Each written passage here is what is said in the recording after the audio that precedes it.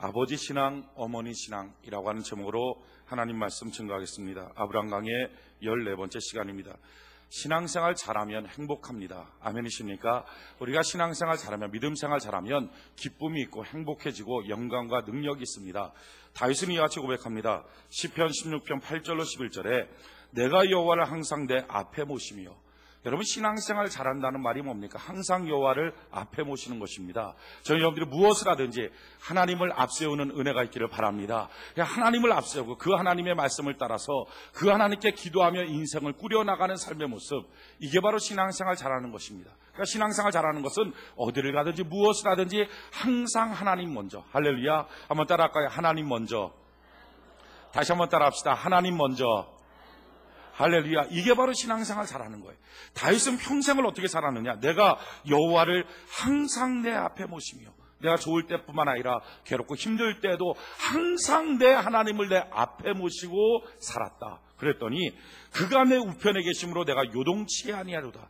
내가 하나님을 내 앞에 모시면 하나님은 내 우편으로 스며시 오셔서 나를 붙잡아 주어서 요동치 않는 능력의 삶을 하나님이 허락해 주신다는 겁니다. 그렇다면 요동치 않는 능력의 삶의 내용이 뭡니까? 이러므로 내 마음이 기쁘고, 제일 처음에 뭐가 있어요? 마음에 기쁨이 있습니다. 여러분, 예수님 잘 믿으면 마음에 기쁨이 있습니다.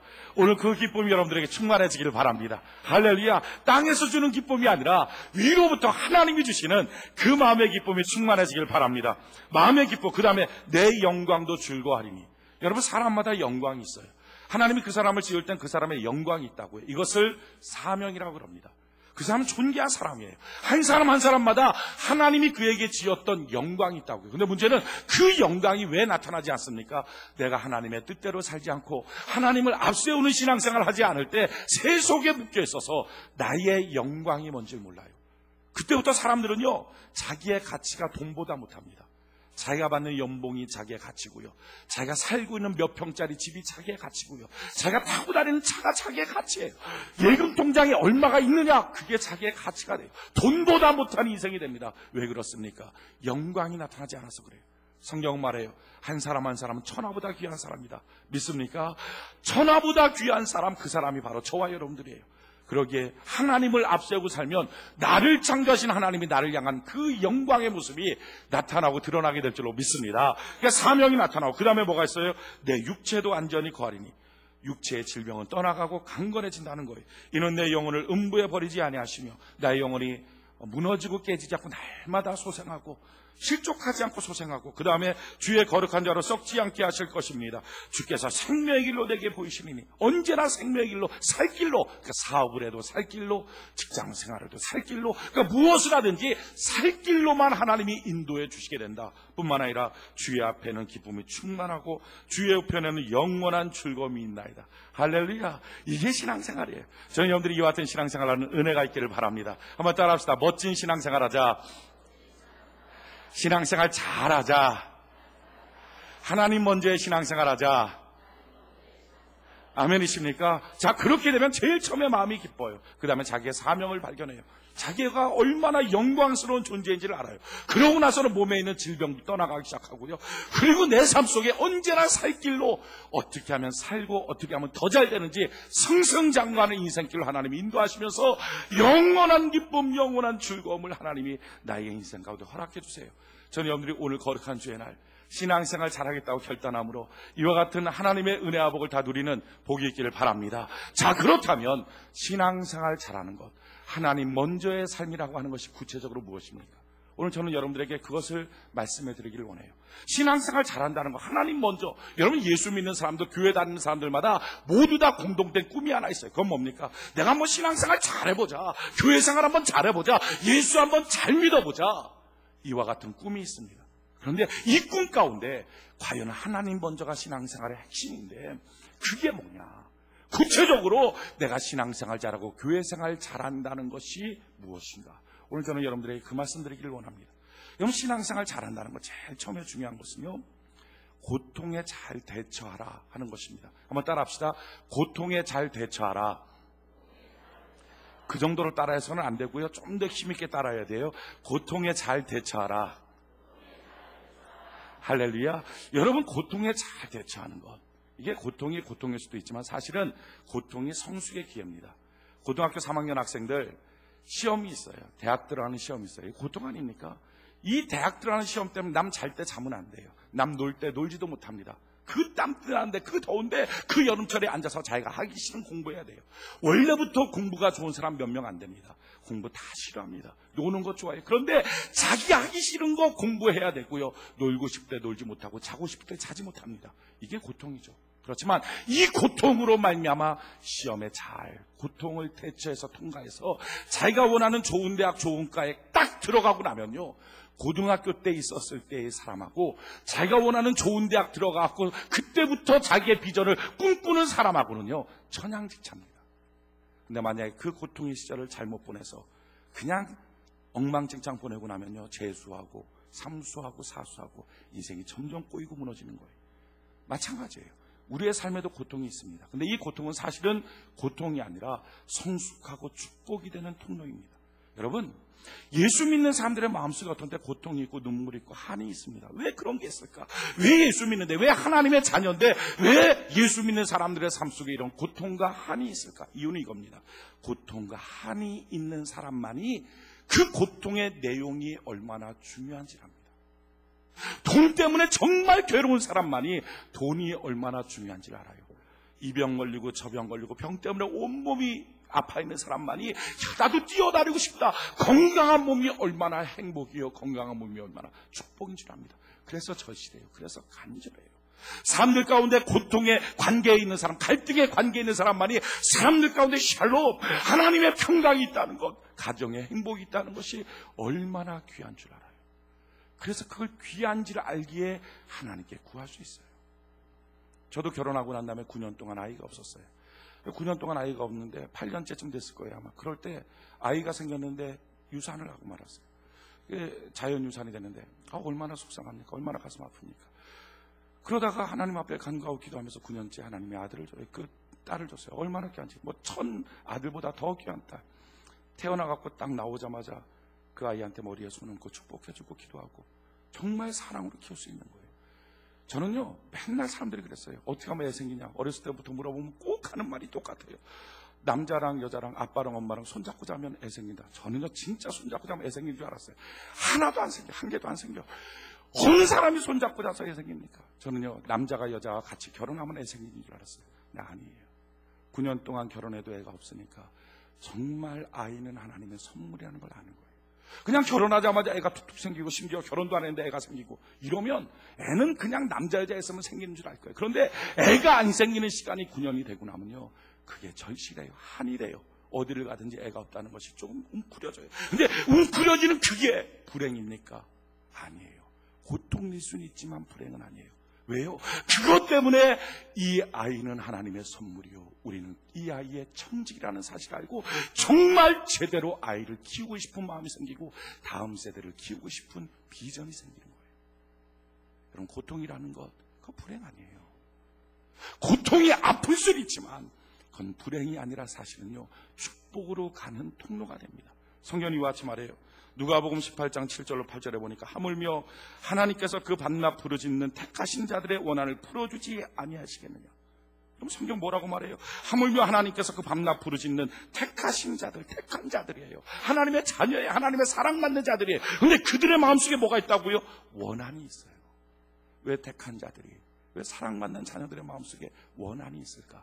이 원한이 있기 때문에 이 사람들이 뭐래요? 하나님께 나가서 기도할 줄 알아요. 하나님 능력의 힘이 큰 것이 내게 없습니다. 하나님께 있습니다. 하나님 해결해 주세요. 한나 보십시오. 아이가 없어요.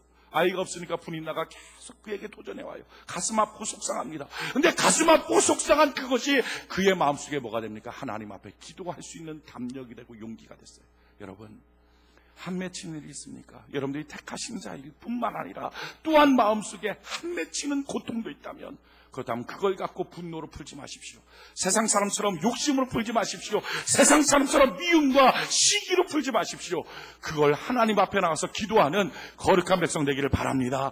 한나가요, 만약에 아이 못 생긴다는 것 때문에 분인나가 뭐라 그러고 이것 때문에 속상하고 이걸 만약에 세상의 방법대로 분노하고 미워하고 시기하는 걸로 풀었으면요, 어쩌면 한나 자살했든지 분인나 죽여버렸든지 자기 남편 애가 하나 죽여버렸든지 무슨 첩을 보냐고 첩의 자식들 죽여버리든지. 우리 조선왕조 보십시오. 왕비들이 첨비 통해서 아이를 낳으면 막 양명에서 죽이고 그러잖아요. 그러니까 분노가 생기고 욕심이 생기고 시기가 생기고 살인하고 싶은 마음이 그러니까 생기는 거예요. 죽여버리는 거예요.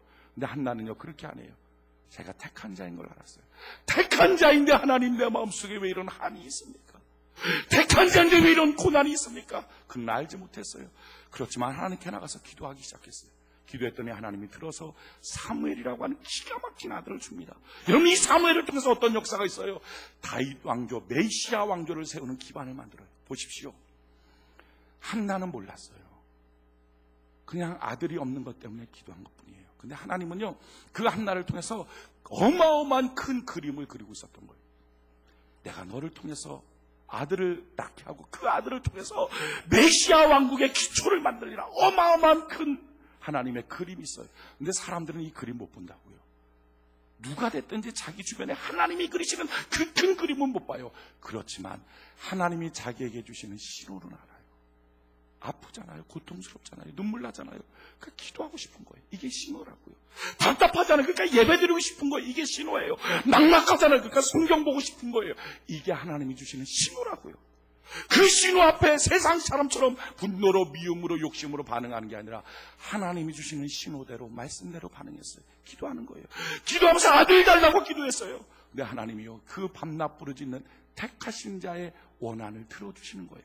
들어서 아들 주실 뿐만 아니라 더 놀라운 게 뭡니까? 그 아들 때문에 기도했더니 한나가 눈이 열리기 시작해요. 기도한 아들은 다르거든요. 그 아들을 통해서 하나님 비전을 보기 시작하는 거예요. 마침내 메시아 왕국의 기초로 만드는 기도하는 아들을 만드는 거예요. 사무엘이 뭐라고 말합니까? 난 기도를 쉬는 죄를 범하지 않겠습니다. 누구한테 배웠어요? 기도하는 어머니 한나한테 배운 거예요. 여러분, 아들 없는 이 한나, 아들 없다는 그 사건이 그에게 불행입니까? 아니잖아요. 고통일 수는 있어도 이것 때문에 기가 막히게 기도하는 축복의 통로 아닙니까? 아멘이십니까? 택하신 자인데 마음에 상처가 있고 아픔이 있고 고통이 있으니까 한 맺히는 일이 있습니까? 그렇다면 이것은요 불행이 아니에요. 하나님이 주시는 축복의 통로인 줄로 믿습니다. 여러분, 성경에 나와 있는 인물을 보십시오. 역대하 4장 9절로 10절에 보면 야베스라고 하는 인물이 나와요. 야베스는 그 형제보다 존귀한 자라. 그 어미가 이름하여 야베스라 하였으니 이는 내가 수고로이 낳았다 함이었더라. 야베스는요 그 부모가 그에게 이름을 줬는데 야베스라고 줬어요. 야베스라는 이름에 뜻은 눈물 난다, 고통스럽다, 아프다 이런 뜻이에요.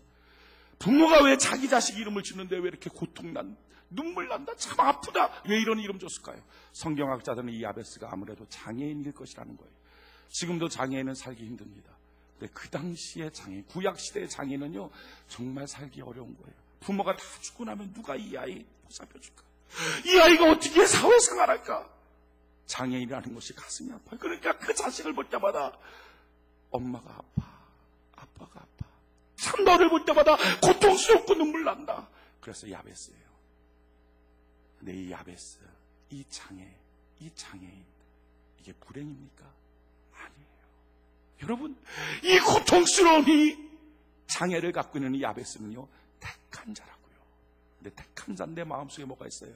원한이 있어요. 무슨 장애라는 원한이 있어요. 이 장애라는 원한을 갖고 있으니까 그가 어떻게 합니까? 하나님의 신호대로 기도를 하는 거예요. 여러분, 하나님의 큰 그림은 못 봐도 하나님의 신호는 우리가 보잖아요. 고통스러우면 기도하십시오. 기뻐하면 찬양하십시오. 아멘이십니까? 답답하면 예배드리십시오. 막막하면 말씀 보십시오. 하나님의 신호가 있잖아요. 야베스는요 하나님의 신호대로 하나님께 기도해요. 뭐라고 기도합니까? 야베스가 이스라엘 하나님께 아뢰어 가로되 원컨대 하면서 기도를 시작해요. 주께서 내게 복의 복을 더하사 나의 지경을 넓히시고. 보십시오. 여러분, 장애를 갖고 있는 사람은요 자기의 한계를 알아요. 지금처럼 엘리베이터가 있습니까? 뭐가 있습니까? 걸어가는 거리에 한계가 있다고요. 누가 부축해주지 않으면 더 걸어가지 못하는 게 있다고요. 그 지경이 있는 거예요. 정상인들은요 자기 지경이라는 한계를 몰라요. 자기가 뭐든지 하면 될 줄 알아요. 어디든지 뛰어다닐 줄 알아요. 그래서 실패하는 거예요. 정상인도 사실은 자기의 한계가 있는데 그 한계 때문에 하나님께 기도하고 하나님 도와달라고 해야 지경이 넓혀지는데 자기가 교만해서 자기 멋대로 뛰어다니면 될 줄 알아요. 근데 장애를 갖고 있던 이 사람은요 한계를 아는 거예요. 더 못 가는 거리를 아는 거예요. 그래서 이 사람은 절실하게 그 장애 때문에, 그 원한 때문에 하나님께 기도해요. 하나님, 하나님의 복으로 지경을 넓혀주세요. 여러분, 장애가 없었다면 야베스가 이렇게 기도할까요? 못할 거예요. 장애가 불행입니까? 아니잖아요. 기도하는 담력, 기도하는 근거, 기도에서 마침내 얻게 되는 축복의 통로가 되잖아요. 그 다음에 또 뭐라고 기도합니까? 주의 손으로 나를 도우사 나로 환난을 벗어나 근심이 없게 하옵소서. 여러분, 장애니까 얼마나 환난이 많아요. 인생 사는 게 다 고통이고 눈물이에요. 그러니까 그 환난을 다 하나님 내 능력 갖고 안 돼요. 주의 손으로 나를 도우사 이 환난을 벗어나 근심이 없도록 하나님 나를 도와 주시옵소서 하고 기도했더니 어떻게 했어요? 하나님이 들어주시고, 들어줄 뿐만 아니라 형제보다 존귀한 자로 야베스를 만들어 주셨다. 이게 그의 영광이라고요. 우리 인생에 눈물 나는 원한이 있습니까? 한 맺힘이 있습니까? 한은요, 한 가지 고통 때문에 생기진 않아요. 한 가지에다 엎친 데 덮쳐야지 그때부터 고통이 나와요. 돈이 없는데 애가 아픈 거예요. 그럼 한이 맺혀요. 돈이 없는데 애가 공부를 너무 잘해요. 더 좋은 학교 보내고 싶은데 보낼 수 없어요. 그냥 돈 없다는 한 가지만 갖고서는 한이 안 맺히는데, 돈이 없는데 엎친 데 덮친 게 생기면 그때부터 마음속에 한이 돼요. 근데 예수 믿는 사람도, 신앙생활 하는 사람도 한이 있단 말이에요. 택하신 자들의 한이 있어요. 사람들은요, 이것을 불행이라고 여겨요. 그래서 피하고 싶고 도망치고 싶고. 근데 아니에요. 여러분, 한이 불행입니까? 고통일 수는 있어도 그것은 축복의 통로요, 기도의 담력이요, 할렐루야, 하나님께 부르짖을 수 있는 근거가 되는 줄로 믿습니다. 또 한 사람 우리는 근거로 둘 수 있어요. 바로 소경 바디메예요. 마가복음 10장 46절에 보면, 저희가 여리고에 이르렀더니 예수께서 제자들과 허다한 무리와 함께 여리고에서 나가실 때 디모의 아들 소경 거지 바디메오가 길가에 앉았다가. 여러분, 이 소경 바디메오는요, 정말로 엎친 데 덮친 인생입니다. 소경이고요, 이것만 해도 고통스럽잖아요. 근데 거지예요. 눈도 못 보는데 구걸해야 돼요. 눈도 못 보는데 먹을 것도 없어요. 그게 한 맺히죠. 거기다가 바디메오예요. 이 바디메오라는 이름의 뜻은요, 아마 그의 이름이 아니라 별명일 거예요. 디메오라고 하는 게 소경이란 뜻이고, 히브리어로 바라는 게 아들이란 뜻입니다. 그러니까 무슨 말이에요? 소경의 아들. 그 아버지도 소경이에요. 아버지도 소경, 자기도 소경. 아마 가문에 흐르는 어떤 저주인지 몰라요. 유전병인지 몰라요. 유전병으로 어느 정도 나이 되면 소경이 되는지 몰라요. 그런데 그 소경이, 그러니까 자기도 자식 낳으면 자기 자식도 소경이에요. 가문의 저주, 거지, 소경. 한 맺히겠죠. 한 맺히지만요, 이 사람은 뭐예요? 택한 자예요. 그러니까 그 한은 한이 아니라, 그 한은 고통이 아니라, 그 한은 불행이 아니라, 그 한은 축복의 통로. 이 한이 있으니까 아무도 예수님 지나갈 때 부르지 않는데요, 이 소경 거지 바디메오만 부르는 거예요. 다윗의 가수 예수야, 나를 불쌍히 여기소서. 얼마나 애절히 간절히 부르는지. 예수님이 지나가다가 멈춰서요, 그리고 길을 열라 그러고 그를 오라 그래요. 그게 물어보는 거예요. 내가 너한테 뭐 해주기 원하느냐? 얼마나 보기를 원하니까, 주여 내가 보기를 원합니다. 내 믿음대로 될지어다. 할렐루야. 하나님께 부르짖었더니 이 한 맺힌 원한을 하나님이 풀어주시더라는 것입니다. 그런데 여기서 이야기가 멈추는 게 아니에요. 그 다음에 성경을 보면 기가 막혀요. 그 다음에 그 시로 이 소경거지 바디메오가 예수님을 쫓아가더라. 여러분, 예수님의 풀타임 사역자 12명은 있었어요. 그런데 예수님의 평신도 사역자들이 필요했습니다. 교회도 마찬가지로 교회에 풀타임 사역자들이 있고 또 평신도 사역자들이 있어야 되는 것처럼 예수님에도 그런 자들이 필요했어요. 지금 이 소경거지 바디메오를 하나님이 만들었어요. 만든 목적이 뭐예요? 너는 예수님의 평신도 사역자가 되라. 넌 예수님을 평신도로서 가장 맞춰주는 자가 되라. 이게 바로 그의 사명이었고, 이것이 바로 그의 영광이었습니다. 근데 그 사명과 영광이 무엇을 통해서 성취됩니까? 고통, 눈물. 그러기 전까지 그는 몰랐어요. 자기가 뭘 위해서 태어난 존재인지. 어쩌면 자기처럼 가치없는 존재 없다고 생각했을 거예요. 동전 한 입, 동전 한 입, 동전 좀 주세요, 동전 좀 주세요. 소경이고, 아버지도 소경, 자식 나면 자식도 소경. 나 같은 자 태어나면 뭘 하나? 나 같은 가 살아가면 뭐 하나? 이 저주받은 인생 죽어야 마땅하지 않느냐? 하나님이 나같이 몹쓸 것 왜 태어나게 만들었을까?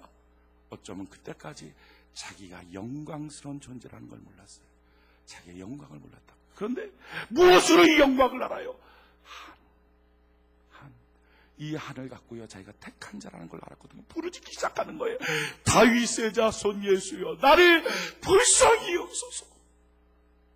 주님 만나는 그날 그렇게 부르짖었더니 자기의 원한 맺힌 기도의 응답과 자기의 영광을 보는 거예요. 여러분, 한이, 고통이, 엎친 데 덮치는 사건이 예수 믿는 자에게 불행입니까? 아니에요. 그것은 바로 축복의 통로인 줄로 믿습니다. 이렇게 시선을 바꾸는 걸 뭐라 그래요? 하나님 먼저, 하나님의 섭리신앙. 이게 신앙생활 잘하는 거라고요. 여러분, 신앙생활 잘하는 첫 번째는 뭐예요? 내게 닥쳐온 고난을 바라볼 때 시선이 바뀌어지는 거예요. 저는 여러분들이 고난을 바라볼 때 시선이 바뀌어지는 은혜의 백성 되기를 바랍니다. 어떤 고난이 내게 밀려와도 하나님, 내가 주님 사랑합니다, 주님 의지합니다, 주님 바라봅니다 하고 주님 앞에 간구하고 기도하는 자가 될 때 마침내 그 고난은 문제가 해결될 뿐만 아니라 그 고난을 통해서 자기 인생의 영광을 발견하는 은혜가 있게 될 줄로 믿습니다. 그런데 중요한 것은 이거예요. 그 고난이 밀려올 때마다, 그때마다 필요한 게 뭐죠? 하나님 앞에 나가는 거예요. 그러기 위해서 꼭 필요한 것은요, 자리예요. 오늘 성경에 다시 한번 보면 마가복음 10장 46절에 보면 저희가 여리고에 이르렀더니 예수께서 제자들과 허다한 무리와 함께 여리고에서 나가실 때 디메오의 아들 소경거지 바디메오가 길가에 앉아 있다가, 이게 얼마나 은혜가 되는지 몰라요. 여러분, 아무 데서나 다 이제 자손 예수여 날 불쌍히 여소서 고쳐졌겠습니까? 아니에요. 예수님이 딱 지나가시는 그때, 예수님이 지나가신 딱 그 길목 거기에 있으니까 된 거예요. 여러분, 장사하는 사람들 다 압니다. 목 좋은 거는 일단 잡으면 장사는 50% 된 거예요. 목 좋은데 안 잡으면요, 장사 진짜 하기 힘듭니다. 일단 목 좋은데 잡는 거예요. 그게 장사의 핵심이에요. 그러니까 길목 좋은데 딱 잡는 거예요. 길목 좋은데 20평, 길목 안 좋은데 300평, 임대차 계약 조건 똑같다. 절대로 300평 안 갑니다. 길목 좋은데 20평. 큰 게 문제가 아니라요, 길목 좋은 데가 어디냐, 이게 중요합니다. 길목 좋은데. 또 한 가지 뭐예요? 때가 좋은 거. 여러분, 아무리 길목 좋아도 하락세에 있는 장사하면 망합니다. 근데 상승세에 있는 장사하면 돼요. 성경은 뭐라고 말합니까? 시편 1편 1절로 2절에 보니까 복 있는 사람 악인의 길 쫓지 않고 죄인의 길에 서지 않고 오만한 자의 자리에 앉지 않고 오직 여호와의 율법을 즐거워하여 그 율법을 주야로 묵상하는 자로다. 신앙생활도 똑같아요. 여러분, 신앙생활도 길목 좋은데, 길목이 뭐예요? 예수님 잘 다니시는 길에 딱 서 있는 은혜가 있기를 바랍니다. 아무 깨나 쫓아가, 아무 길에 가고, 아무 자리에 앉아있으면 안 돼요. 하나님의 말씀 묵상하며 주님의 길을 쫓아가고 주님의 길목에 딱 서 있는 것, 이게 고난이 달려도 기도할 수 있어요. 뿐만 아니라 때도 중요합니다. 스가랴 10장 1절에 보니까 봄비 때에 여호와 곧 번개를 내는 여호와께 비를 구하라. 무리에게 소낙비를 내려서 밭에 채소를 각 사람에게 주라. 이스라엘 사막 기후이기 때문에 비가 잘 안 와요. 근데 봄비 때가 있어요. 근데 그 봄비 때 하나님 앞에 비를 구하라. 그러면 봄비가 보슬보슬 내리는 정도가 아니라 소낙비가 내려서 풍성한 축복의 수확을 얻게 할 것이다. 여러분, 비 안 올 때 비 달라고 기도하면 어렵습니다. 그런데 비 막상 올 때 큰 비 달라고 기도하면 쉽습니다. 그래서 때가 중요해요. 하나님이 불어주시는 때를 잘 타는 은혜가 있기를 바랍니다. 그래서 예배가 중요한 거예요. 예배가 뭡니까? 성경은 말해요. 두세 사람만 내 이름으로 모여서 내가 너희와 함께 하겠다. 여러분, 예배는요, 주님이 오시는 길목이에요. 아멘이십니까? 그래서 예배가 중요해요. 예배가 뭐예요? 신령과 진정으로 예배하는 자를 내가 찾아가겠다. 하나님이 찾아오시는 때예요. 그러니까 예배라고 하는 것은요, 주님 만날 수 있는 길목, 주님 만날 수 있는 장소예요. 그래서 신앙생활 잘하는 게 뭡니까? 고난이 밀려와도, 고통이 밀려와도 주님 앞에 예배의 습관이 되어 있는 사람. 아멘이십니까? 예배의 습관이 되어 있는 사람. 힘들다고 예배 팽개치고 고난 생기다고 예배 팽개치는 게 아니라 어떤 상황, 어떤 처지든지 그때마다 하나님 앞에 예배의 습관을 갖고 하나님 앞에 나가서 주여 나를 불쌍히 여기소서 구할 수 있는 그 사람. 이게 바로 뭐예요? 이게 하나님 먼저고요, 이게 신앙생활 잘하는 거예요. 저는 여러분들이 평상시에 예배 훈련 잘하는 은혜가 있기를 바랍니다. 여러분, 주일날 예배가 얼마나 중요한지 몰라요. 주일 성수 얼마나 중요한지 몰라요. 요즘에 휴가철에 사람들 휴가 다닙니다. 근데 문제는 사람이 쉬어야 되는데 어떻게 쉬어야 되는지를 사람들이 몰라요. 그게 문제예요. 사람은요, 일하면서도 복을 받습니다. 뿐만 아니라 쉬면서도 복을 받아요. 하나님이 에덴 동산을 만드시고 아담과 하와를 그 에덴 동산에 살게 하면서 첫 번째 계약, 우리가 어디 가서 땅을 살려고 하면 계약하잖아요. 똑같아요. 하나님이 계약할 때 계약이 뭐냐면 넌 쉬어라 이거였어요. 아담과 하와가 눈 떠서 창조되고 난 다음에 눈 떠서 제일 첫날 맞이한 게 안식일입니다. 쉬는 날. 그러니까 너는 쉬어라. 이게 하나님이 주신 첫 번째 계약. 안 쉬면 안 돼. 계약. 쉬어야 돼요. 사람은요, 일한 것, 그것도 일을 통해서, 일하지 않는 자는 먹지도 말라. 일을 통해서 하나님의 복을 받습니다. 마찬가지예요. 잘 쉬는 것을 통해서도 복을 받습니다. 얼마나 일할 때도 그냥 자기 마음대로 자기 멋대로 일하면 안 되죠. 하나님의 뜻을 따라서, 말씀을 따라서 기도하면서 한 걸음 한 걸음 하나님이 원하는 섭리대로 가면서 일해야 돼요. 마찬가지예요. 쉬는 것도 지 마음대로 쉬는 건 쉬는 게 아니에요. 하나님의 섭리대로 잘 쉬어야 돼요. 이게 쉬는 거예요. 우리 100년 전에 초기에 우리 미국의 선교사들이 우리나라 들어와서 복음 증거할 때 그때 내용 보면 참 재밌는 게 많아요. 그 중에 한 가지가 안식년 제도예요. 성경에 보면 6년 일하고 7년째 되면 쉬는 거거든요. 그래갖고 선교사들을 파송하고 난 다음에 7년째가 되고 나면 다 본국으로 돌아와서 쉬게 했어요. 미국에서. 그래갖고 6년 가서 일하고 7년째 돌아와서 쉬고 다시 또 와서 일하고. 근데 그렇게 하는데 어떤 선교사들은 너무 한국을 사랑하는 거예요. 너무 사역을 기뻐하는 거예요. 하나님, 내가 이 사역을 했는데 어떻게 되겠습니까? 내가 평생 사역을 열정으로 하겠습니다. 그래서 안식년 안 쉬어요. 그럼 8년째 되는 날 그를 선교사에서 제명시켜버렸어요. 그리고 아예 소환을 해버렸어요. 다시는 선교사로 어느 나라든지 안 보냈어요. 제명. 왜냐하면 이 일을 하는데 안 쉬고 일하고 계속하면 결국 일에 스트레스를 받아서 너도 남도 죽이는 자 된다. 그게 원칙이에요. 여러분, 쉬는 것, 사람들이 쉼이 뭔지를 몰라요. 그냥 쉬는 게 아니라 사실 노동을 해요. 어떤 사람은 쉰다 그러고 휴가만 나왔고 계속 술 먹어. 여러분, 술 먹는 게 쉬는 겁니까? 아니, 술 먹는 동안에 간은 막 그냥 그 독소 제거를 막 온몸의 세포는 막 이게 쉬는 거, 이게 죽이는 거죠. 그러니까 휴가 끝나고 회사가 막 갖고 앉아요. 어떤 사람 쉰다고 친구들끼리 모여서 야, 쉬자 우리 놀자. 그 기분 전환, 우리 화투나 한번 고스톱이나 한번 치자. 처음에 기분 전환으로 재미삼아 치자. 근데요, 이 고스톱이 쉬는 겁니까? 이 고스톱이 뭐예요? 이게 그 사람 돈 따먹는 겁니다. 이거 얼마나 머리 쓰는, 비를 낼까 똥을 낼까 뭐 이러면서 그냥 아주 그냥 이게 쉬느냐. 그냥 그 다음날 아침 되면 그냥 막 어떤 사람 막 밤새도록 그냥 디스코장 가서 춤추고. 여러분, 30분만 에어로빅 해도 온몸에 땀나고 쳐지는데 그걸 밤새도록 흔들어대면 이것만 합니까? 술 먹으면서 흔들어대고. 이게 쉬는 겁니까? 그러니까 쉼이 아니에요. 고통이에요. 쉬는 건 뭐예요? 영어로 쉰다는 것은요, 휴식, 리크리에이션, 재창조예요. 저놈들의 쉼이 재창조의 역사가 나타나기를 바랍니다. 이게 쉬는 거라고요. 이 재창조가 뭡니까? 라틴어로 휴식이라고 하는 단어는요, 스콜레입니다. 스콜레. 아시겠지만 이 스콜레에서 스콜라가 나왔어요. 배운다, 이 말이 나왔어요. 그러니까 휴식이 뭐예요? 배우는 거예요. 배워서 재창조의 역사가 나타나는 거예요. 그럼 성경이 기가 막히게 뭡니까? 성경이 이와 같이 말해요. 마태복음 11장 28절로 30절에 수고하고 무거운 짐진 자들아 다 내게로 오라. 내가 너희를 쉬게 하리라. 우리 주님이 우리를 쉬게 하여 주시는 줄로 믿습니다. 다 내게로 오라. 내가 너희를 쉬게 하리라. 나는 마음이 온유하고 겸손하니 나의 멍에를 메고 내게 배우라. 이게 쉬는 거예요. 쉬는 거. 이때 재창조의 역사가 나타나요. 우리가 6일 동안 힘써 일하고 제7일 주일날 안식일은 쉬어라. 쉰다는 게 뭐예요? 집에서 하루 종일 TV 보고 있으면요, 이게 쉬는 겁니까? TV 보니까 얼마나 많은 정보가 수없이 책으로 보는 거에 몇백 배, 몇천 배의 정보가 화면을 통해서 들어오잖아요. 그러니까 눈이 못 쉬고 뇌가 못 쉬니까 쉬는 게 아니에요. 피곤한 거예요. 그러니까 그렇게 하고 나서 밤에 한번 자려고 그래 보십시오. 잠이 안 옵니다. 사람은 잠자기 전에 뭔가 열심히 운동하고 나면 잠을 못 자요. 그래서 밤에 잠자기 전에 운동은요, 간단하게 짧게 해야 됩니다. 왜 잠이 안 올까요? TV 봤는데 하루 종일 그냥 퍼져갖고 TV 봤는데 이게 내적인 운동이라고. 어마어마한 운동. 쉬는 게 아니에요. 술 먹는 거 쉬는 게 아니에요. 노름하는 거 쉬는 게 아니에요.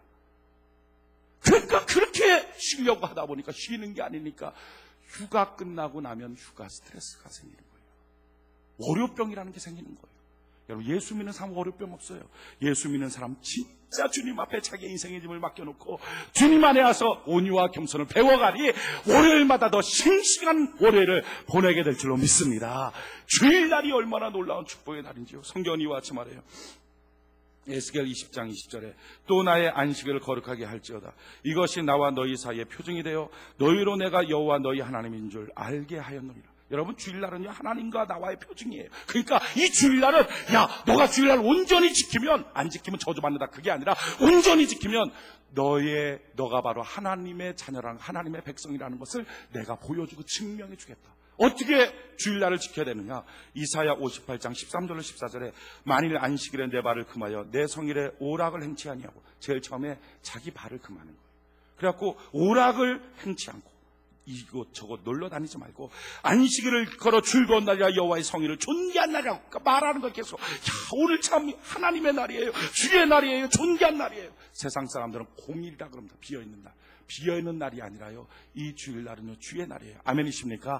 주님의 날이요, 기쁨의 날이요, 이렇게 말하라는 거예요. 그렇게 하고 난 다음에 이를 존귀 여기고 내 길로 행치 아니하고. 너가 바쁜데 스케줄 잡아서 너 마음대로 다니지 마라. 너 하고 싶은 대로 하는 것 아니다. 이게 주일날이다. 그러고 나서 뭐라고 말해요? 내 오락을 굳지 아니하며 사사로운 말을 하지 아니하면. 이게 주일날 지키는 방법이거든요. 이렇게 지키면 그건 뭐라고요? 내가 여호와의 안에서 즐거움을 얻을 것이라. 할렐루야. 여러분, 이게 신앙생활 잘하는 거예요. 주일날 주일 성수의 습관을 갖는 주의 백성 되기를 예수의 이름으로 축원해 드립니다.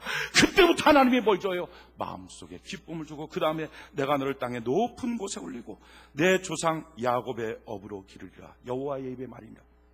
야곱의 업이라고 하는 말의 뜻은요, 야곱은 나이 40인데도 빈털털이었어요. 근데 온전하게 하나님이 그를 축복할 때, 나이 60이 될 때 한 나라의 GNP보다 더 큰 부여를 하나님이 그에게 주십니다. 여러분, 오늘날에도 이와 같은 부여를 하나님은 주시게 될 줄로 믿습니다. 누구에게? 온전한 주일 성수의 신앙을 갖고 있는 자에게. 그냥 주일날 나 교회 나왔어요, 그러니까 오늘 주일 성수, 그게 아니라 하나님 앞에 주일 성수할 때 즐거운 날이다, 존귀한 날이다, 사사로운 스케줄 잡지 않고 하나님 안에서 그 길로 오락행치 않고 즐거운 마음으로 기쁨으로 그 날을 보낼 때 이와 같은 놀라운 축복과 은혜가 있다는 거예요. 왜 그렇습니까? 이유는요, 다른 날에는 복이 없는데 주일날 복이 있는 거예요. 창세기 2장 3절에 하나님이 일곱째 날을 복주사 거룩하게 하셨으니 이는 하나님이 그 창조하시며 만드시는 모든 일을 마치시고 이 날에 안식하셨습니다. 여러분, 다른 날에는 복이 있다는 말이 없어요. 창세기 1장에 보면. 근데 오직 안식일날, 제7일 안식일날 하나님은 이 날에 복을 주었다. 여러분, 주일날 이 날이 바로 복 있는 날인 줄로 믿습니다. 복 있는 이날, 복 있는 성전에 나와서 복 되신 하나님 앞에 주의 복을 구합니다 하는 그 백성에게 하나님 놀라운 복을 주시는 거예요. 여러분, 신앙생활 잘하는 제일 원리가 뭡니까?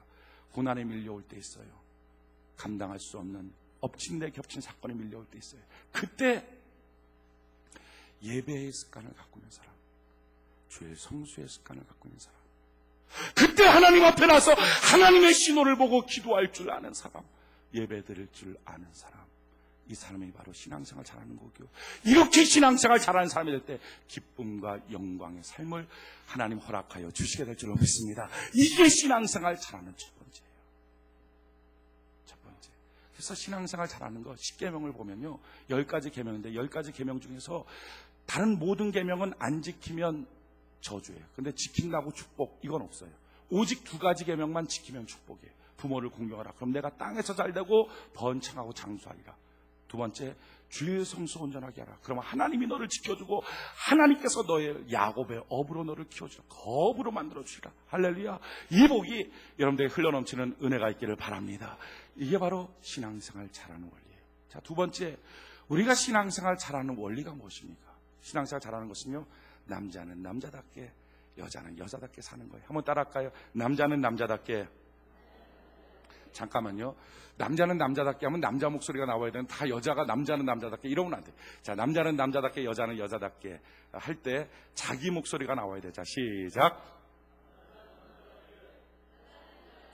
다시 한번 해보는 거예요. 약간 소리가 덜 나오는데 다시 한번. 남자는 남자답게 할 때 자기 목소리, 여자는 여자답게. 자, 시작. 아멘이십니까? 이게 신앙생활 잘하는 거예요. 성경이 이와 같이 말합니다. 신명기 22장 5절에 보면 여자는 남자의 의복을 입지 말 것이요 남자는 여자의 의복을 입지 말 것이니라. 이같이 하는 자는 내 하나님 여호와께 가증한 자니라. 가증하다는 말은 쓰레기 같은 자, 버려버릴 것이다, 이런 뜻입니다. 그러니까 남자는 여자처럼, 여자는 남자처럼 되지 마라. 요즘에 유니섹스라고 하는 말이 많습니다. 그러니까 남자 여자가 그냥 다 통하는, 이거 가증한 거, 하나님 원치 않는 거예요. 요즘에 꽃미남, 무슨 아이돌 갖고 막 춤추고 막 꽃미남, 이게 말이 됩니까? 꽃미남이, 꽃은 여자, 차라리 벌미남, 이래야 맞지. 벌처럼 나는 남자야, 벌미남. 무슨 꽃미남. 차라리 노래를 하려면 짐승남, 이런 거 돼. 짐승남, EPM 10점 만점에 10점, 이렇게 해야지 이게 되지. 이게 하나님의 뜻이에요. 하나님. 엉뚱한 꽃미남 내가 뭐 이렇게 하고 있으면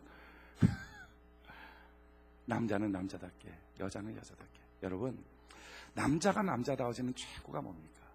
그게 아버지가 되는 거예요. 아들을 낳고 딸을 낳아서 아버지가 아니라 아비의 심정 갖는 것. 여자가 최고의 여자 되는 것, 그것은요, 여사님 이게 아니라 어머니가 되는 거예요. 어미의 마음을 갖는 것. 남자 최고 되는 것, 그건 사장님 아니고요, 아비의 심정, 어미의 마음 갖는 것. 그러면 인생 문제 해결됩니다. 자, 그러면 아버지가 아버지다운 것, 그러니까 남자가 남자다워지는 것이 뭡니까? 오늘 아브라함과 사라를 통해서 남자가 남자다운 것, 여자가 여자다워지는 원리를 한번 보기를 원해요. 자, 남자가 남자다워지는 것, 창세기 21장 3절. 창세기 21장 3절. 같이 한번 읽어볼까요? 창세기 21장 3절. 같이 한 목소리 시작.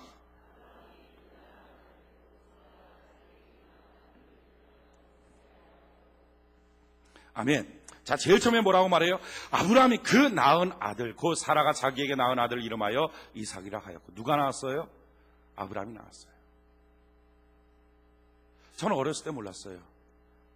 아버지 날 낳으시고 어머니 날 기르시니, 무슨 말이 돼? 여자가 낳는 거지 남자가 아니에요. 크면서 아는 거예요. 아버지가 낳는 거구나. 아버지가 씨란 말이에요. 어머니는 밭이란 말이에요. 여러분, 사과가 열매예요. 사과가 열리는 게 땅이 열게 한 겁니까? 아니잖아요. 사과 씨가 들어가야 되잖아요. 아버지가 낳는 거예요. 그게 무슨 말이에요? 책임감이에요. 요즘에 수많은 가정들이 맨날 싸우는 내용과 가만히 보면 10분지 9는 이겁니다. 남자가 꼭 와서 이렇게 말해요. 애를 왜 이렇게 키워? 집에서 도대체 뭐 하는 거야? 그럼 여자는 안 지죠. 절대 안 지죠. 꼭 하는 말이, 뭐야, 나 혼자 나왔어? 내가 밖에서 데리고 들어왔어? 이거 갖고 맨날 10분지 9가 싸워요. 여자 말이 맞아요. 당신이 낳은 거, 아버지가 낳은 거예요. 남자가 낳은 거예요. 그 남자는요, 언제 진짜 남자답게 되느냐? 책임감이에요. 책임감. 그때부터 남자답게 돼요.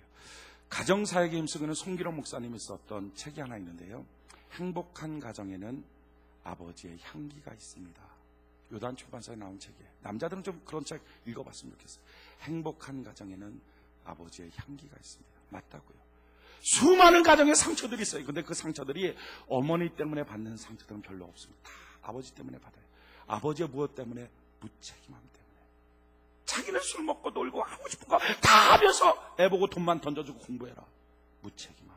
이것 때문에 상처받고 깨지는 거예요. 여러분, 신앙도 마찬가지입니다. 무책임함 갖고 있으면 남자의 신앙을 깨지고 맙니다. 남자가 남자답게 되고 정말 하나님 먼저의 신앙생활 잘하는 것은요, 책임감이에요. 그래서 남자는요, 끊임없이 하나님이 그를 책임감의 학교에 보내서 훈련시킵니다. 결혼이 뭐예요? 성경이 이렇게 말합니다. 결혼할 때 남자들은 반드시 부모를 떠나 하나님이 짝지어 주신 너의 아내와 한 몸을 이루라.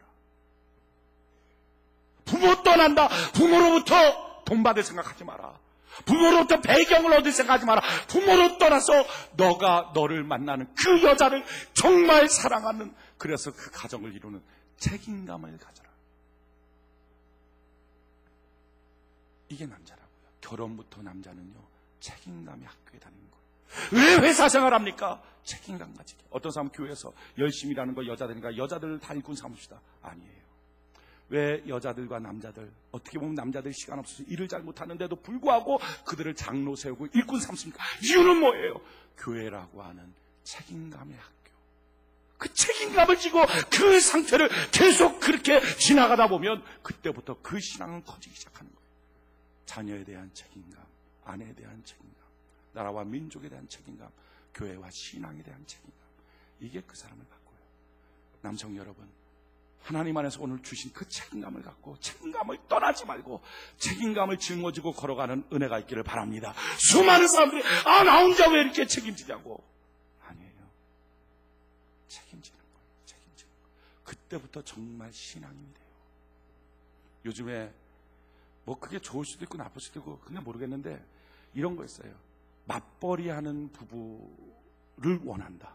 남자들이 결혼할 때부터 전문직의 여성, 이유가 뭐냐? 맞벌이하는, 그래서 가정을 한꺼번에 세우자. 뭐 좋을 수 있죠. 근데 한 가지 분명한 것은요, 가정의 일을 분담해서 책임지면 권리와 행복과 사랑도 양분될 가능성이 많습니다. 좀 힘겨워도, 좀 부담돼도 남자가 접어는 거예요.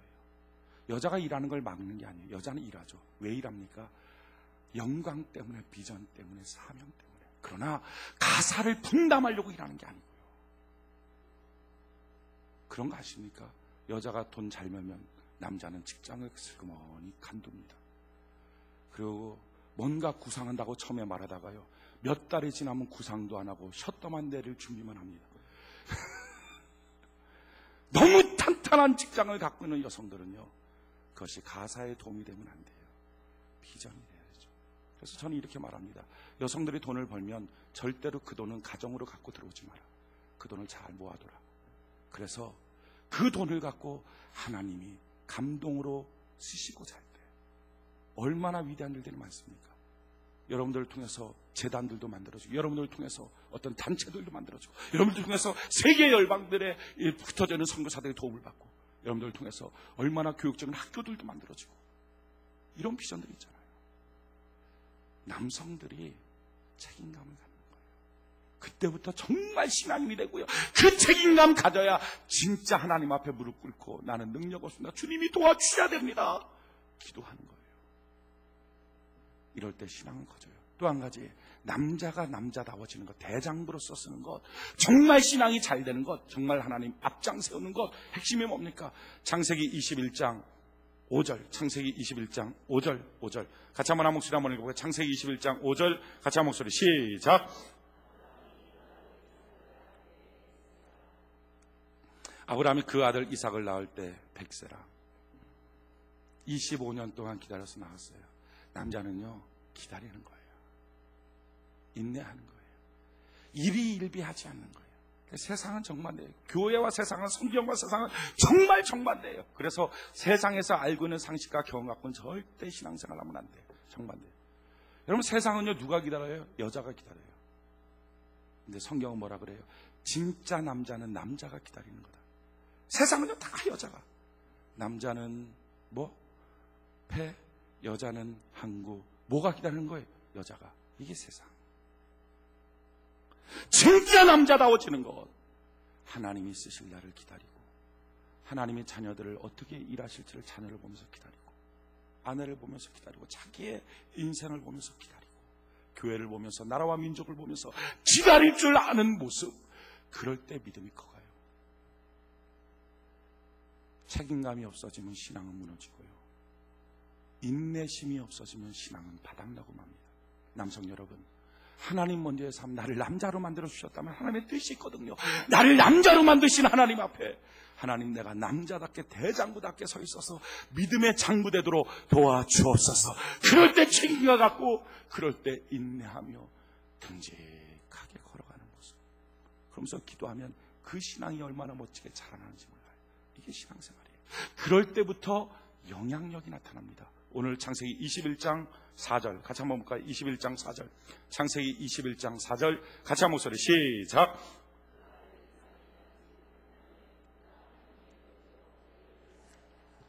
아멘. 난지 8일 만에 아들을 데리고 나서 할례를 행하잖아요. 책임감이 있으니까. 그 책임감 때문에 아들을 향하여 말씀대로 키워가는 힘이 생기는 거예요.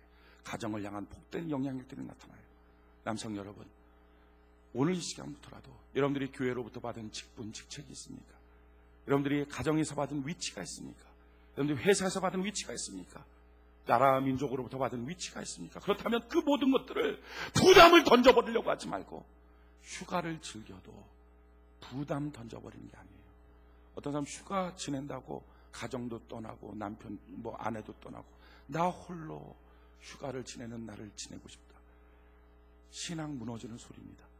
여러분, 휴가를 보내도 아내와 얼굴 빵긋빵긋 웃으며 같이 보내고 자녀랑 손잡고 같이 보내고, 기왕이면 주의 몸된 교회 안에서, 기왕이면 여러분들 안에서 책임을 감당할 수 있는 일들을 진행할 때 믿음도 커가고 인내하면서 기도할 때 믿음도 승진하는 놀라운 역사가 있게 될 줄로 믿습니다. 이게 바로 신앙생활 잘하는 원리예요. 그럼 여자들은 어떻게 신앙생활을 해야지 신앙생활 잘합니까? 오늘 여자들의 신앙의 모습을 사라를 통해서, 모든 여인들의 어머니가 되는 사라를 통해서 한번 보기를 원합니다. 창세기 21장 1절 2절, 창세기 21장 1절 2절, 창세기 21장 1절 2절, 우리 같이 한번 한 목소리 한번 읽읍시다. 창세기 21장 1절 2절 한 목소리 시작.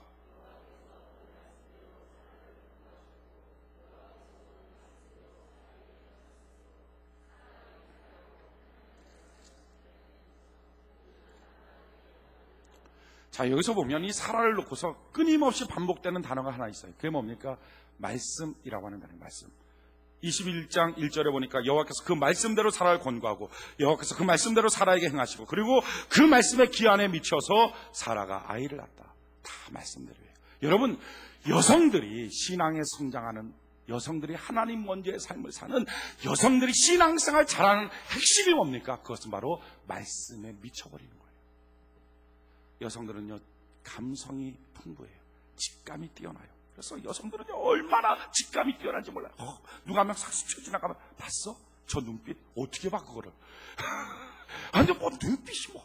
심지어는 여성들은요, 사람들의 뒤통수만 보면 그의 마음을 안다는 거예요. 저는요, 1시간 동안 만나서 상담하고 기도하고 뜨겁게 기도하고 성령의 감동 있으면 좀 알까 말까. 그런데 여성들은 뒷모습만 봐도, 뒤통수만 봐도 저 사람이 이렇고 저 직감, 내 직감은 특별해.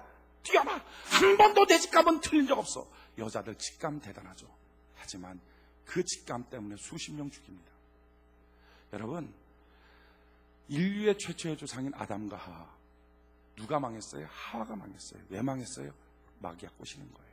선악과 먹으라. 그랬더니 선악과를 딱 보는데 뭐라 그래? 야, 먹음직하고 보암직하고 지혜롭게 할 만큼 탐스럽다. 뭐예요? 직감. 그것 때문에 자기 먹고 남편 죽이고, 직감이 다 죽이는 거예요. 얼마나 인간관계에 무너뜨린 게 직감. 저 사람 눈빛만 봐도 나는 뭘 얘기하는지 알아. 저 사람 말은 안 했지만 속마음은 이런 거야. 지가 어떻게 알아요 그거를. 속마음을. 속은요, 주님밖에 몰라요. 아멘이십니까? 그러니까 다 이런 직감, 경험, 이런 것들 때문에 신앙생활이 문제가 돼요. 신앙생활의 핵심은 뭐예요? 여성들은 어떻게 신앙생활 해야 돼요? 하나님의 말씀에 비추어 신앙생활 해야 될 줄로 믿습니다. 이럴 때 신앙이 성장해요. 남성들은 그런 말 안 해요. 근데 여성들은 맨날 그런 말 많이 해요. 직감, 그러면서 또 뭐라고 이런 얘기를 하냐면, 전에 수유동에 있을 때 어떤 한 여성 성도가 와서 이런 얘기를 했어요. 목사님, 이제 목사님 저 새벽 예배 안 나가고요, 다른 교회 가서 새벽 예배 드릴 거예요. 깜짝 놀라요. 상처가 되잖아요. 제가 새벽 예배 그때 계속 인도했는데 왜 새벽 예배 안 나오냐고 상처가 되고 물어봤어. 왜 안 나오냐. 그때 하는 말이 이거예요. 목사님 교회에서 새벽 예배 드리면요, 목사님이, 그때는 제가 월요일부터 금요일까지 설교했으니까 새벽 예배, 설교할 때마다 30분씩 설교해요. 저 설교 길게 하거든요. 오늘 짧은 거 같죠? 오늘도 좀 길어요. 30분씩 설교하니까, 설교 끝나고 나서 새벽에 기도하려면 집에 가야 될 시간이 있으니까, 기도할 시간이 5분, 10분밖에 안 됐어. 난 다른 교회 가겠다고. 다른 교회는 어떻게 하냐. 다른 교회는 목사님 나와서 성경 한 구절 딱 읽어주고 기도합시다 하고 들어간다는 거예요. 그래서 속으로, 야, 그 교회 목사 참 쉽게 한다. 쉽게 해먹는다. 그런 생각이 들었어요. 나도 성경 한 구절 읽고 들어가면 얼마나 쉬울까. 근데 하나님이 감동 줘서 말씀을 증가하는 걸 어떻게 해요. 근데 문제는 이겁니다. 여성들은요, 자기가 기도할 제목이 있으면, 자기가 막 구하고 싶으면 그냥 뭐 말 듣는 거, 말씀 듣는 거 신경, 그냥 어떻게 하든지 기도하고 싶어요. 기도하면 될 줄 알아요. 성경은 뭐라고 말해요? 잠언 28장 9절에 사람이 귀를 돌이켜서 율법을 듣지 아니하면, 말씀 듣지 않으면 그의 기도도 가증하니라. 쓰레기 같은 기도다. 하나님이 안 들으신다. 그러니까 말씀 듣지 않고 말씀 붙잡지 않고 하는 모든 기도는 다 쓰레기다 하는 말이에요. 그러기에 기도보다 100배나 중요한 것은 말씀이에요. 아멘이십니까? 말씀 붙잡고 사는 거. 말씀 붙잡고 사는 거. 말씀이 없으면 아무것도 아닌 거예요. 어떤 분들은 또 남성들은 그런 얘기 안 합니다. 근데 여성들은 꼭 이런 얘기. 목사님, 전에는요, 제가 전에 섬겼던 교회에서는 이렇게 했는데, 지금 이 교회에서는 이렇게 하니까, 제가 좀 힘들어요, 불편해요. 전에 교회가 어떻게 했냐, 이 교회가 어떻게 했느냐가 중요한 게 아니라, 성경이 뭐라고 말하고 있느냐. 말씀. 그러니까 말씀을 따르지 않고 경험을 따르고 말씀을 따르지 않고 자기의 직감과 감정을 따르니까 신앙의 성장이 없어요. 저는 여성들이 우는 것들을 극도로 싫어합니다. 굉장히 아주 막 노이로제 걸릴 만큼 싫어합니다. 울면 막 소름이 쫙쫙 돋는 만큼 너무 싫어요. 남성들이 울면요, 제가 감동을 해요. 남성들이 다 눈물을 흘리면요, 막 나라의 절반이라도 주고 싶어. 내가 무엇을 해주면 좋을까 봐. 이런 느낌이 들어요. 이것들 이용해 먹으면 안 되는데. 아무튼 막 남성들이 울면 막 주고 싶어. 막 뭐든지 막. 근데 여자들이 울면 울지 마. 2번 울면 진짜 울지 마. 3번은 가. 그렇게. 사역자들 중에서 여성 사역자들, 우는 사역자들은 다 잘랐습니다. 안 시켜요. 여자들은요, 우는 게 아니라 웃어야 돼요. 빵긋빵긋. 웃으면 너무 예쁜데 그 얼굴 화장한 것 같고 울면 시커매져 갖고 이게 형편없어지는 거예요. 여러분, 여성들은요, 감정보다 훨씬 더 중요한 거. 원래 하나님이 감정 주셨거든요. 그런데 그것보다 훨씬 더 중요한 하나님의 말씀에 붙잡고 하나님의 말씀에 미쳐버릴 때 사라처럼 말씀에 놀라운 성취자로 하나님이 만들어 주시게 될 줄로 믿습니다. 말씀에 강자되는 것. 어떻게 하면 말씀에 강자돼요? 가장 중요한 거, 1년의 최고의 말씀은요, 영시예배 말씀이에요. 그 영시예배 말씀을 기준으로 삼고, 그리고 한 주 한 주는 이 주일날 선포되는 2부, 3부, 오후 찬양 예배 말씀을 근간으로 삼고, 거기에 월요일 새벽 예배 말씀을 갖고서 자기의 한 주간의 방향을 삼는 거예요. 수요일날, 금요일날 저녁 말씀을 통해서 자기 말씀에 집을 짓고요. 그 위에 화요일부터 금요일까지 부목사님들을 통해 선포되는 말씀으로 가지를 삼고, 그리고 나서 자기 개인 큐티로다가 벽돌집을 쌓듯이 쌓아 올라가면 기가 막힌 말씀의 집이 됩니다. 이게 말씀을 따라가는 삶의 원리예요. 영시예배 말씀 붙잡고, 그래서 주일날 말씀이 무엇인지 붙잡고, 새벽예배, 월요일 새벽예배 말씀 붙잡고, 수요일날 금요일예배 말씀으로 기틀을 삼고, 화요일부터 금요일까지 있는 말씀을 통해서 가지로 삼고, 그리고 자기의 큐티 말씀을 통해서 벽돌을 한 장 한 장 쌓아가도록 그렇게 집을 짓는 거예요. 어떤 사람은요, 자기 큐티 말씀 하나 붙잡고 그냥 사는 것도 아니에요. 말씀에 강자되는 것. 여성 성도 여러분, 말씀에 강자되는 은혜가 있기를 바랍니다. 그때부터 신앙은 성장하고 신앙은 자라나요. 자, 3번째, 우리 신앙생활 잘하는 원리가 뭡니까? 그것은 꿈과 비전을 갖는 거예요. 오늘 창세기 21장 1절 2절 다시 한번 읽어볼까요? 창세기 21장 1절 2절 1절 2절 우리 같이 한번 한 목소리 한번 읽어봅시다. 창세기 21장 1절 2절 한 목소리 시작.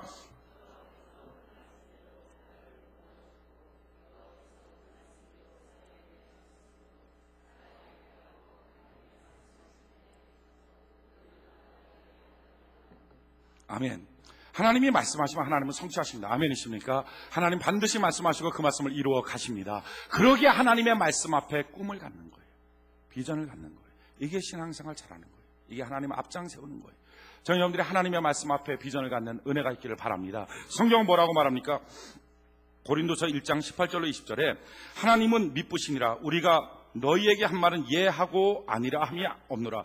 우리 곧 나와 실로아노와 디모데로 말미암아 너희 가운데 전파되는 하나님의 아들 예수 그리스도는 예하고 아니라함이 되지 아니하였으니 저에게는 예만 되었느니라.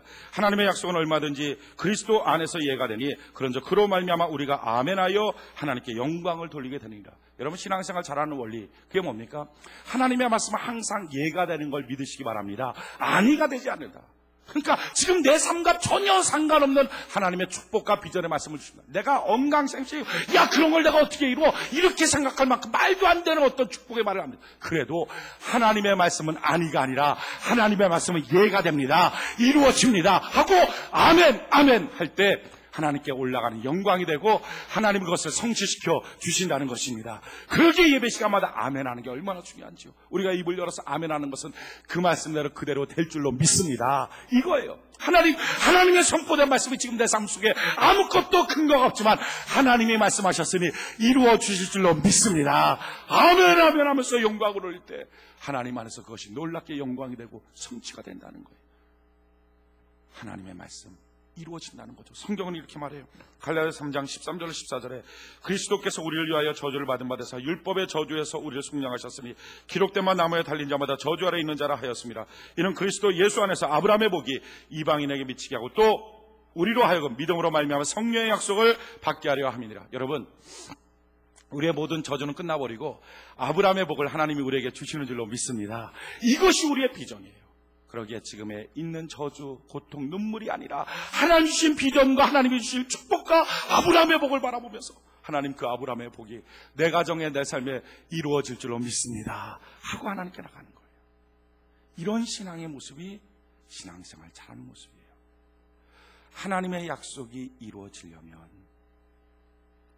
중요한 건 시간이 아니라 순종입니다. 어떤 사람이 이렇게 말해요. 아니 내가 도대체 그 약속을 얼마나 기다렸는데 10년 기다렸어요? 20년 기다렸어요? 아니요. 시간이 얼마나 됐느냐가 아니라 얼마나 순종했느냐가 중요해요. 어떤 사람 목적을 갖고 10일 기도하고요. 20일을 다니엘 기도하고요. 어떤 사람 40일 예수님처럼 금식하며 기도한다 그래요. 제가 날짜를 정해놓고 기도해요. 근데 날짜 정하는 이 신앙도 참 아름답죠. 그러나 훨씬 더 중요한 것, 날짜 정하고 시간 정하는 것보다 100배나 중요한 것은 시간이 아니라 순종이에요. 순종. 하나님께서 아브라함한테 여호와 이레의 축복을 준다고 했을 때 너는 와서 내 아들 독자를 모리아산에서 제단에서 바쳐라. 올라가야 되죠. 모리아산. 근데 안 올라가고 만약 모리아산 밑에서 아브라함이 거기서 10년, 20년 동안 있었다고 합시다. 여호와 이레의 축복을 받습니까? 시간 길다고 받는 게 아니라 올라오면 받아요. 아멘이십니까? 올라오면 순종하면. 많은 사람은요, 내가 얼마나 기도했는데만 따지지 내가 얼마나 순종했는지를 따지지 않아요. 사실은 하나님의 계획과 하나님의 성취가 이루어지는 간격은 시간이 아니라 순종입니다. 순종이 뭡니까? 순종은요, 하나님의 말씀을 믿는다는 것을 내가 보여드리는 거예요. 성경이 같이 말해요. 누가복음 17장 13절 14절에 소리를 높여 가로되 예수 선생님이여 우리를 긍휼히 여기소서 하거늘. 지금 10명의 문둥병자가 외치고 있어요. 예수 선생님, 우리 좀 긍휼히 여기서 고쳐주세요. 보시고 가라사대 가서 제사장들에게 너희 몸을 보이라 하셨더니 예수님은요, 말씀 한마디 그 사람 치료하죠. 아, 치료받아라, 깨끗해져라, 나아라. 그럼 치료받죠. 근데 주님이 원했던 건 뭡니까? 그들의 믿음을 보여주길 원했어요. 그래서 어떻게 합니까?